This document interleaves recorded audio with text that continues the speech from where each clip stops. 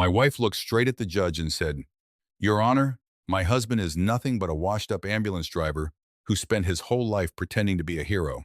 There are some sentences you hear only once, but they stay with you longer than gunshots." That was one of them. I was 63 years old, sitting at a polished oak table in the Maricopa County Courthouse with my hands folded in front of me. My name is Daniel Mercer.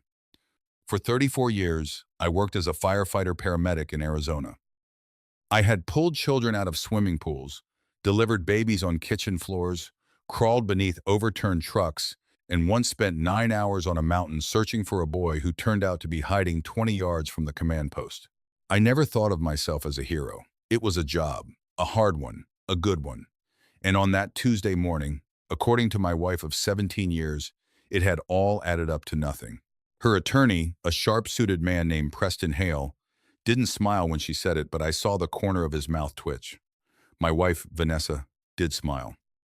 She was 54, elegant, successful, and sitting behind a stack of financial statements that supposedly proved I had spent nearly 2 decades living off her success. "Mr. Mercer," the judge said, "do you wish to respond?" I looked up, and that was when everything changed. The judge had been writing something on a yellow legal pad. His pen stopped. He stared at me. Not the way judges look at defendants or husbands in ugly divorces. He looked at me the way a man looks through an old photograph and suddenly remembers the exact sound of a voice he thought he would never hear again. "Mr. Mercer," he said slowly. "Yes, Your Honor. What station did you serve with?" Vanessa turned toward me. Her lawyer did too. I hesitated. "Several over the years. I finished my career with Phoenix Fire, Station 27. The judge's face changed. "What year did you retire?" 2018. He set his pen down. Then he asked a question no one in that courtroom expected. "Were you working the Interstate 17 pileup in August of 1996? For a moment, I forgot about Vanessa. Forgot about the divorce. Forgot about the house, the money, the lies. I smelled gasoline, burning rubber, hot metal. I heard someone screaming inside a car that was already on fire. I looked at the judge more closely. His hair was gray now. His face was heavier. There were deep lines beside his eyes. But I recognized him. Not as a judge. As a 17-year-old boy with blood running down his forehead, trapped upside down behind a crushed dashboard while flames crawled toward the fuel line. The judge whispered my name. "Not Mr. Mercer. Danny." Vanessa's smile disappeared. Then the judge leaned back in his chair and closed his eyes for half a second. When he opened them, he looked shaken. "My God," he said. That was the moment my wife realized she might not know as much about the man she had married as she thought she did. But the truth is, neither of us had walked into that courtroom expecting the past to follow me there. To understand how we ended up in front of that judge, you have to go back 18 years to a charity fundraiser held in a hotel ballroom in Scottsdale. I had been a widower for almost 4 years.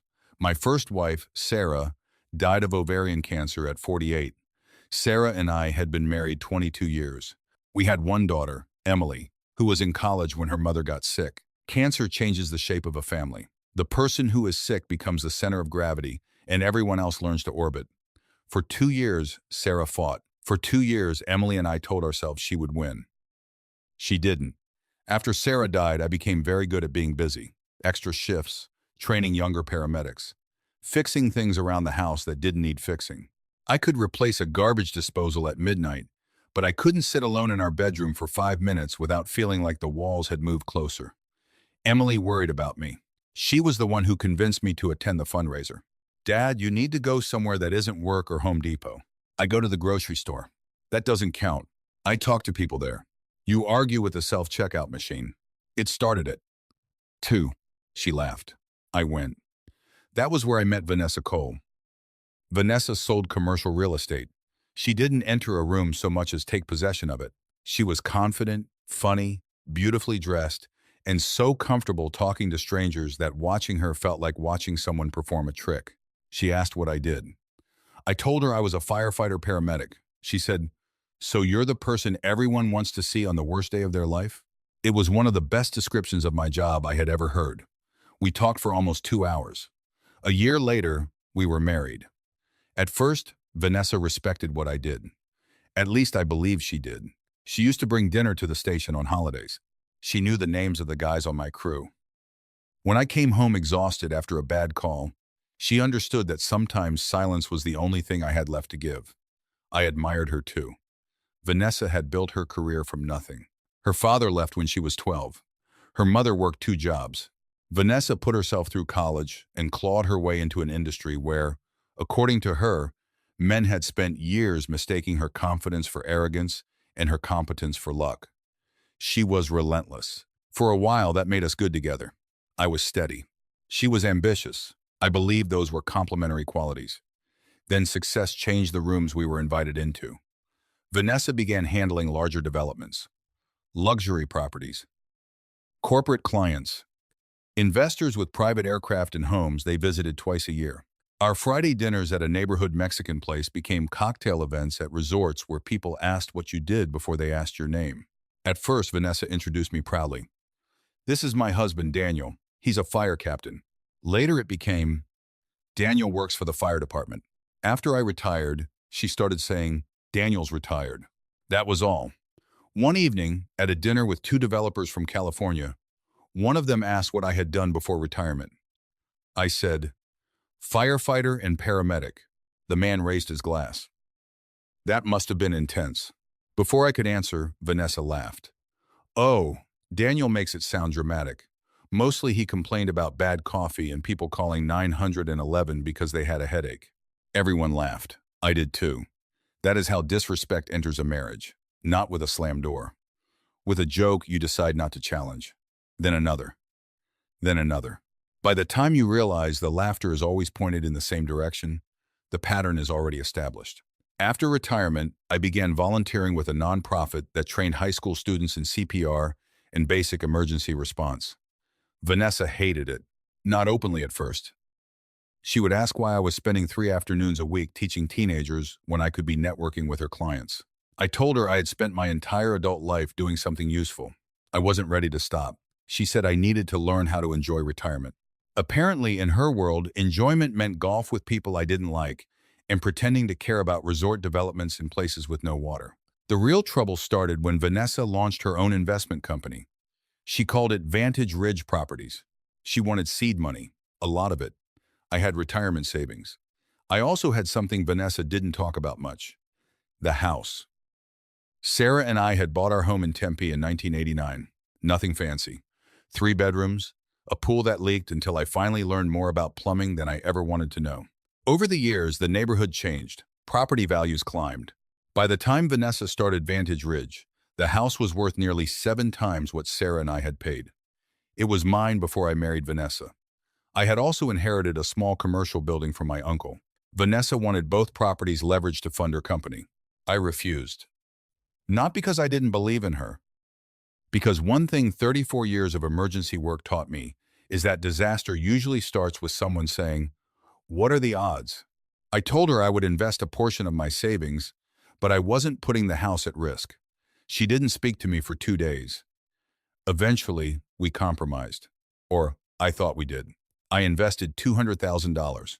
Vanessa's company grew rapidly. For the first 3 years, she did well, very well. Then the market shifted. Interest rates rose. 2 developments stalled. A major investor backed out. Vanessa stopped telling me details. Whenever I asked, she said things were complicated. Then she started coming home later. She guarded her phone. She changed passwords. I wondered if there was another man. There wasn't. What she was hiding was worse, at least financially.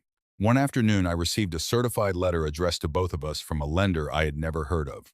Vanessa intercepted most of the business mail, but she was in Tucson that day. The letter referred to a missed payment on a loan secured by a property with an address I recognized immediately. My uncle's commercial building. I read the letter 3 times. Then I called the bank. They wouldn't tell me much over the phone, so I drove there. The loan officer brought up the account. $850,000. I nearly laughed. I thought there had to be some mistake. Then she showed me the documents. My name was on them. My signature was on them.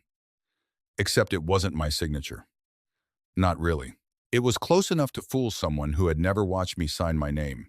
Vanessa had watched me do it for 17 years. I drove home with copies. She arrived after 9. I was sitting at the kitchen table. The papers were in front of me. She walked in, saw them, and stopped. Neither of us spoke for several seconds. Finally, I asked, "How long?" She put her purse down. "Daniel, let me explain." "How long?" She closed her eyes. 6 months. You forged my signature. I was protecting the company. You mortgaged property you don't own. We are married. That building belonged to me before I met you, and I have carried us financially for years. There it was. I remember feeling something inside me become very still. Carried us? She crossed her arms. You know what I mean. No. Tell me. You retired, Daniel. You spend your days volunteering. I run a company. I employ people. I built something. I spent 34 years working. And now you don't. I looked at the woman I had married. It was strange. She looked exactly like Vanessa. But I could not find my wife anywhere in her face. I said, "We're going to an attorney tomorrow." She laughed. Not because it was funny, because she thought I was naive. You have no idea how business works. I know how signatures work. She walked upstairs. The next morning, she filed for divorce. I later learned she had already been preparing for it, for months. Her attorney's strategy was simple. Vanessa would claim that Vantage Ridge was a marital enterprise built primarily through her labor. She would claim that my investment had been repaid through our lifestyle. She would claim I had consented verbally to using the commercial building as collateral. And most importantly, she would claim I was confused about the financial arrangements because of what she described as cognitive issues related to age and occupational trauma. That part made Emily furious. My daughter was 37 by then, a nurse practitioner living in Flagstaff with her husband and 2 boys. When she read the filing, she called me. "Dad, she's trying to make you look incompetent," I noticed. She's saying you forget things." "I forget where I put my glasses." "You wear them." "Exactly. It's a serious problem." Dad, I'm fine, sweetheart." "No, you're not." She was right. I wasn't. But I had learned long ago that panic is a luxury. At a fire scene, panic gets people killed. You do the next useful thing, then the next. So, that is what I did. I hired an attorney named Rachel Kim. Rachel was 42, direct, practical, and unimpressed by theatrics. She spent 2 hours reading Vanessa's filing. Then she looked at me. "Your wife thinks you're going to get angry." "I am angry." "No. She thinks you're going to behave angrily." "There's a difference." Rachel understood it immediately. If I shouted, threatened, sent ugly messages, or showed up at Vanessa's office, every action would support the story she was building. The unstable, retired first responder. The traumatized husband. The confused old man. So I gave Vanessa nothing. I moved into a small rental house. I communicated through attorneys. I stopped answering baiting texts. And I started collecting documents. That was when Rachel found the first thing that changed the case. The forged loan documents were notarized. According to the notary log, I had appeared personally and signed them at 2:15 on a Thursday afternoon. There was one problem. At 2:15 that Thursday afternoon, I was 40 miles away teaching CPR at Mesa Vista High School. 53 students, 3 teachers, 2 school administrators, and a security camera. Rachel smiled when she saw the footage. "That's good." "Good enough?" "It's a start." Oh, the next discovery was better. Vanessa's company accountant had resigned 4 months earlier.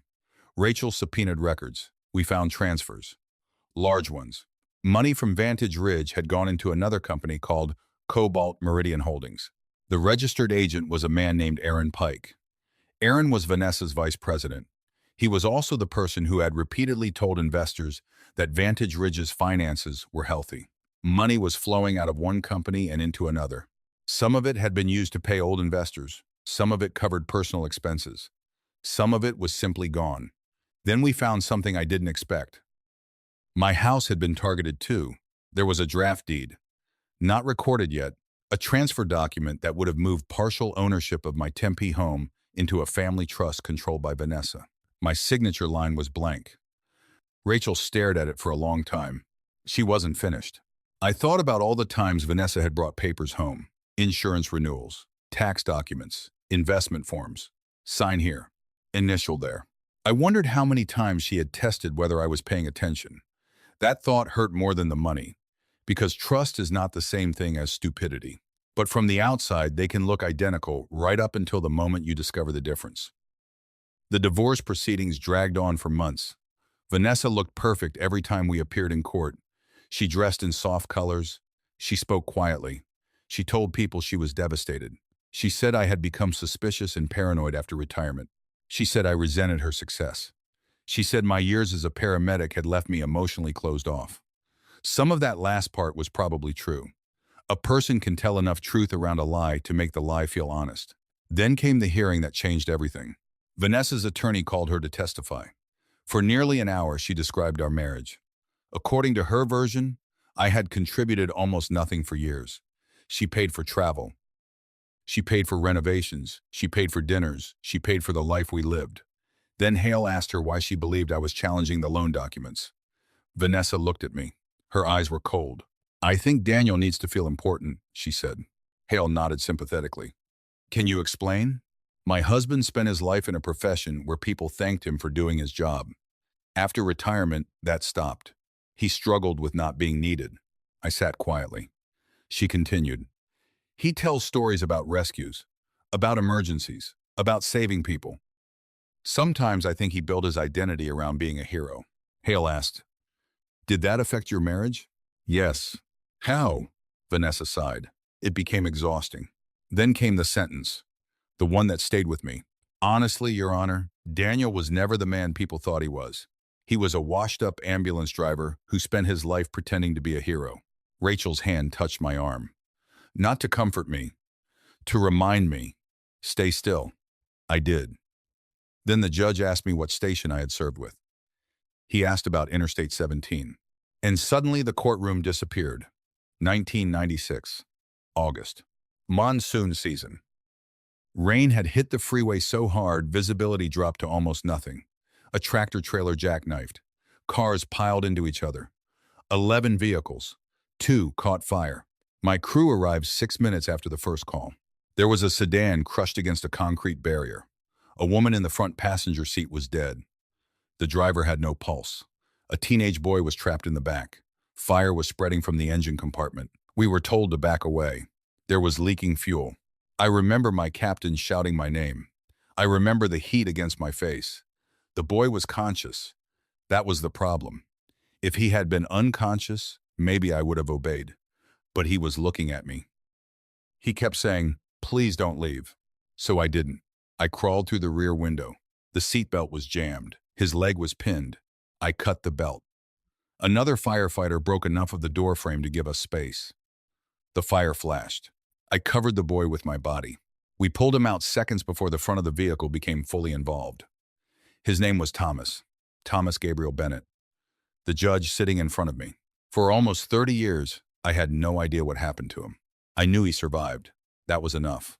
Judge Bennett looked at me. His voice was unsteady. You carried me to the median. I nodded. You stayed with me. Yes, Your Honor. You told me my mother would know I wasn't alone. The courtroom was silent. I remembered saying it. I hadn't remembered until that moment. His mother had died in the front seat. He had kept asking for her. I had no idea whether she was alive when I spoke to him. Maybe I lied. Sometimes mercy requires approximation. Judge Bennett took a breath. Then he did something that surprised Vanessa. He looked at both attorneys. I need to disclose a personal connection to Mr. Mercer that I did not recognize until this moment. Hale immediately stood. Your Honor. Judge Bennett raised one hand. Mr. Hale, sit down. Hale sat. Judge Bennett continued. When I was 17 years old, Mr. Mercer was one of the emergency responders who saved my life following a motor vehicle collision. I have had no contact with him since that night. I did not recognize his name when this case was assigned to me. He looked at me. Mr. Mercer, did you know I was presiding over your case? No, Your Honor. Did you recognize me before today? No. He nodded. Then his face became the face of a judge again. For the integrity of these proceedings, I am recusing myself from further substantive decisions in this matter. Vanessa exhaled. I think she thought she had escaped disaster. She was wrong. Because Judge Bennett recognizing me was never the evidence that mattered. It simply changed the way the room saw me. The documents did the rest. 3 weeks later, we were in front of a new judge, Judge Alicia Monroe. She had no history with me. No emotional debt. No reason to care who I had been in 1996. That was exactly what I wanted. Rachel began with the notarized loan. She showed the timestamp, then the school security video. There I was, standing in a gymnasium in Mesa, demonstrating chest compressions on a mannequin while I was supposedly signing an $850,000 loan 40 miles away. Then came the notary, a nervous woman in her 30s. She admitted she had notarized the signature without seeing me. Aaron Pike had brought the documents to her. Then came the accountant, then the transfers, then Cobalt Meridian Holdings, then the draft deed for my house. By the time Rachel finished, Vanessa was no longer fighting for control of marital property. She was trying to explain why documents bearing my forged signature had repeatedly benefited her company. Hale asked for a recess. Judge Monroe denied it. Rachel turned to Vanessa. Mrs. Mercer, you testified that your husband had become confused about financial matters. Yes. You also testified that he verbally approved using his commercial building as collateral. Yes. Did he approve it before or after you forged his signature? Hale jumped up. Objection. Sustained, Judge Monroe said. Rachel barely paused. Did Mr. Mercer sign this document? Vanessa stared at it. I believed I had authority to sign on his behalf. That was not my question. Hale stood again. Judge Monroe looked at Vanessa. Answer. Vanessa's voice was quieter now. No. The word barely carried across the courtroom. Rachel nodded. Did he authorize you in writing? No. Did you have power of attorney? No. Was he present when the document was notarized? No. Rachel stepped back. For the first time in 17 years, Vanessa had nothing to say. The divorce settlement that followed was not dramatic. Real justice usually isn't. There was no cheering. No gavel slammed like a movie. The court recognized the commercial property in Tempe House as my separate assets. Vanessa's claims against them were denied. My original investment in Vantage Ridge became part of a separate financial dispute. The forged documents were referred to investigators. Aaron Pike eventually cooperated. Vantage Ridge collapsed within 6 months. Vanessa was not led away in handcuffs from the courtroom. Life rarely gives people the clean ending they expect from television. But she lost the company. She lost the house she had tried to take. She lost the reputation she had valued more than our marriage. And she lost me. A month after the divorce became final, I received a letter. It was from Judge Bennett. Not on court stationery. Personal. He wrote that he had spent years trying to find the firefighter who pulled him from that car. Records from the incident were incomplete. Personnel had changed. He knew my first name, Danny, but not much else. His father had died before he could pursue it further. He told me that after the accident, he had gone to law school because strangers had made decisions that gave him a second life. He wanted to spend his own life, making decisions that mattered. At the bottom of the letter, he wrote one sentence. You probably thought you saved one frightened kid on a freeway. I thought you should know how far that one act traveled. I read that sentence 3 times. Then I put the letter down and cried. I hadn't cried when Vanessa filed for divorce. I hadn't cried when I discovered the forged loan. I hadn't cried when she called me worthless. But that letter broke something open. Maybe because the older you get, the more you wonder whether the things you did mattered. You spend decades raising children, working overtime, fixing leaks, paying bills, helping strangers, showing up when you are tired. Most of it disappears into ordinary life. Nobody applauds, nobody remembers. And maybe that's why it is so dangerous to let someone else decide what your life was worth. 6 months later, Judge Bennett and I had coffee. Just 2 men at a diner, no robes, no courtroom. He brought a photograph. It showed him at 17, sitting in a hospital bed with his head wrapped in bandages. I barely recognized him. He asked me if I remembered saving him. I told him the truth. I remembered the call. I didn't remember your name. He smiled. That's humbling. I saved a lot of people. I know. And lost some. His smile faded. I know that too. We sat quietly. Then he said, I'm sorry about what happened in court. You mean my wife? I mean hearing someone describe your life that way. I stirred my coffee. Thomas, I learned something. What? The people closest to us don't always see us most clearly. He nodded. I continued. Sometimes they get used to what we give. Then they confuse familiarity with worthlessness. He looked at me for a long moment. She was wrong about you. I smiled. I know. That was the first time I had said it out loud. I know. Not angrily, not defensively, just as a fact. My daughter Emily helped me move back into the Tempe house. The place felt strange at first. Vanessa's furniture was gone, her artwork, her carefully chosen rugs, her expensive dining table nobody was allowed to scratch.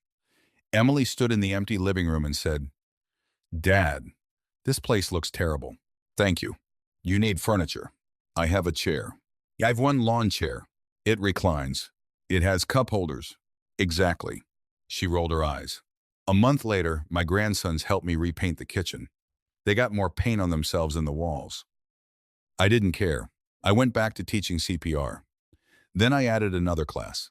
A few retired firefighters joined me. We began running free weekend workshops for parents and grandparents. One Saturday, I was teaching a group how to use an AED when a woman in the back raised her hand. She was probably in her late 50s. She asked, "How do you stay calm when someone you love is dying?" The room became quiet. I thought about Sarah, about 17-year-old Thomas, about all the people whose names I never knew. "You don't," I said. She looked confused. "You feel everything. Fear, panic, grief. You just decide what needs to happen next, and you do that first." She nodded slowly. That was how I survived my marriage ending too. Not by being fearless, by doing the next useful thing. Sometimes that meant calling an attorney. Sometimes it meant refusing to answer a cruel text. Sometimes it meant looking at a forged document instead of looking away. And sometimes it meant sitting silently in a courtroom while someone who had shared your bed told strangers you were worthless. Vanessa contacted me once after everything ended. A text. Just 4 words. "Can we please talk?" I stared at it for a long time. Then another message appeared. "I made terrible mistakes." I believed her. People can regret the consequences of what they did and still regret what they did. Those are not always the same thing, I thought about responding. 17 years is a long time. There had been good years, real ones. I did not need to rewrite the entire marriage as a lie just because it ended in betrayal. But I also knew something I had not known before. Forgiveness and access are different things. I could forgive Vanessa without letting her back into my life. So I typed one sentence. "I hope you find peace, Vanessa." Then I blocked the number. A year later, I attended Emily's oldest son's high school graduation. My grandson, Caleb, had decided he wanted to become a firefighter. His mother blamed me. I told her genetics were complicated. After the ceremony, Caleb pulled me aside. "Grandpa, Mom told me about the judge." I sighed. "She talks too much. She said you saved him. Long time ago." Caleb looked uncomfortable. Then he asked, "Were you scared?" That question surprised me. People often ask what happened. They ask how hot the fire was. They ask how close the car was to exploding. Young people ask better questions. "Yes," I said. "How scared?" "How scared? Enough that I wanted to leave." He looked at me. "But you didn't." "No." "Why?" I thought about Thomas Bennett saying, "Please don't leave." Because underneath every uniform, every job title, every medal, every courtroom suit, there is usually one simple decision: stay or leave, speak or remain silent, help or walk away, tell the truth or protect yourself. I stayed because he needed somebody to stay. Caleb nodded. Then he hugged me. For 34 years, I believed my career was a collection of calls. Some ended well, some didn't. I never kept score. I never imagined that one frightened teenager I carried away from a burning car would grow up, become a judge, and sit 30 years later in a courtroom where my own wife was telling the world I had never mattered. But maybe that is how life works. We rarely get to see the full distance traveled by the good we do. A teacher may never know what became of the student she encouraged. A father may never hear his grown son repeat the lesson he taught him at 10. A nurse may forget the patient who remembers her forever. A firefighter may forget the boy whose life continued because he stayed for 30 more seconds. And a husband may spend years trying to prove his worth to someone who has already decided not to see it. I don't do that anymore. The last time I saw Judge Bennett, we were standing outside the courthouse after a charity event for first responders. He shook my hand. Then he said, "Danny, I still owe you my life." I told him, "No, you don't." He laughed. "I think I do." No. I put my hand on his shoulder. You lived it well. We're even. He looked like he wanted to argue. Judges probably aren't used to losing arguments, but he let it go. As I walked toward my truck, I thought about that day in court, about Vanessa calling me a washed-up ambulance driver. For a long time, I believed the satisfying part of the story was Judge Bennett recognizing me. It wasn't. It wasn't Vanessa losing the case either. The satisfying part was realizing that neither one of them had the authority to determine my worth. Not the wife who forgot it, not the judge who remembered it. My life was not valuable because a powerful man owed me a debt. It was valuable because when someone needed me, I showed up. When my daughter needed a father, I showed up. When Sarah was dying, I showed up. When strangers called 911, I showed up. When 17-year-old Thomas Bennett begged me not to leave, I stayed. And when my marriage finally became a place where truth was treated like an inconvenience, I learned that showing up for yourself sometimes means walking away. I'm 65 now. The house is noisier again. My grandsons come over on weekends. There are scratches on the dining table. I leave them there. The pool still leaks a little. Some battles are eternal. On Thursday afternoons, I teach teenagers how to keep a stranger's heart beating until an ambulance arrives. Most of them forget my name by the end of the semester. That's all right. I've learned that being remembered and being valuable are not the same thing. Sometimes the most important things you ever do happen in a moment no one records. No camera, no applause, no courtroom. Just another human being in front of you who needs help. You make a choice. Then years pass. And somewhere in a life you never got to see, that choice keeps traveling. By Veet. Sometimes our worth is revealed not by applause, titles, or the opinions of those closest to us, but by the quiet choices we make when someone needs us. Keep showing up with honesty, courage, and kindness, even when no one seems to notice. The good you do may travel farther than you will ever see, and one day, it may return as a reminder that your life mattered. A small note for you. This story was created and fictionalized by AI for your entertainment, while also sharing a positive lesson about dignity, kindness, and the lasting value of doing good.